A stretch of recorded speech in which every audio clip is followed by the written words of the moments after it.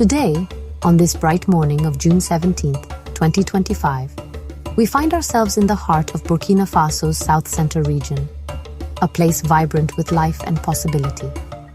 The air is filled with a sense of purpose as community members, young and old, gather alongside their leader, President Ibrahim Traoré. He is here not just as a head of state, but as a fellow citizen, ready to get his hands dirty. Welcome to Adrai Africa. Thanks for watching. The event is a presidential initiative, a powerful symbol of the nation's commitment to healing its land and its people. This is more than just planting trees. It is about cultivating hope for a future where nature and humanity thrive together in harmony and resilience. The purpose of our gathering is both simple and profound: to plant thousands of medicinal plant bushes across this fertile landscape. President Traoré emphasized that this act connects directly to the well-being of every Burkinabe family. Each sapling we place in the earth today is a promise, he explained, his voice steady and clear. It is a promise of health, a promise of a stable environment, and a promise of economic opportunity for our rural communities. We are not just greening the Sahel, we are building the foundations of a stronger, self-sufficient nation for generations to come. This initiative is a continuation of a proud national tradition. Burkina Faso has a deep history of environmental consciousness, a story of people who understand that their survival is tied to the health of the land beneath their feet. Today's event is a vibrant chapter in that ongoing story, a demonstration that the spirit of environmental stewardship is alive and well. The collective effort on display, from the village elders sharing their wisdom to the children eagerly digging holes, shows a shared understanding that taking care of the earth is a sacred responsibility that belongs to everyone, a communal duty. The South Center region was chosen for its unique ecological importance. It is a part of the country blessed with more rainfall and richer soils, making it an ideal cradle for this green revolution. It serves as a vital green lung for the nation, a place where biodiversity can flourish and provide essential resources. By focusing our efforts here, we are not only restoring this specific area, but also creating a model that can inspire similar actions across the country. The success of this project will send a powerful message that even in challenging times, we have the power to create positive, lasting change. The president's focus was specifically on medicinal plants, and his answer was rooted in the practical realities of life for his people. For centuries, the forest has been our first pharmacy, he told me, gesturing to the landscape around us.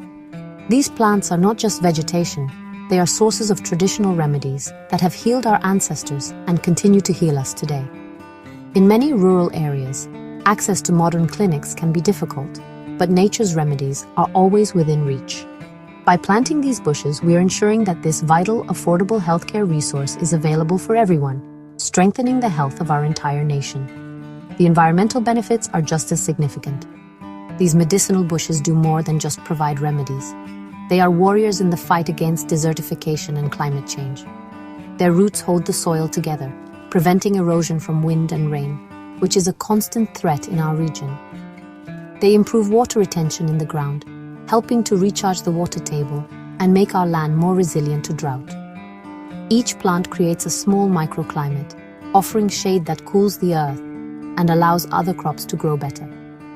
They are essential building blocks for a healthier, more stable ecosystem. The connection between a healthy environment and a healthy community is undeniable. When the land is degraded, people suffer. They face food shortages, water scarcity, and a loss of the natural resources they depend on for their livelihoods. By restoring the landscape with useful plants like the shade tree or the baobab, we are directly investing in the well-being of our communities. These plants provide food, medicine, and materials for shelter. They create a buffer against the harsh realities of our climate, making life more secure for the families who call this land home. Furthermore, these planting initiatives foster a deeper connection between people and their environment.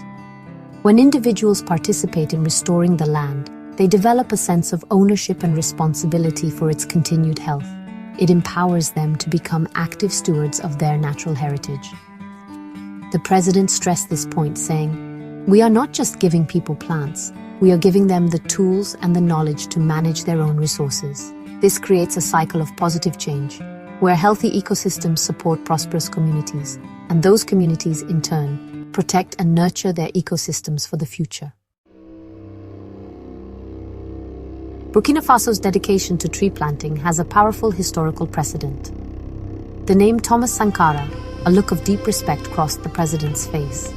Captain Sankara was a visionary, he said. He understood, long before it became a global topic, that our independence and our dignity were tied to the health of our environment. His One Village, One Grove campaign mobilized the entire nation.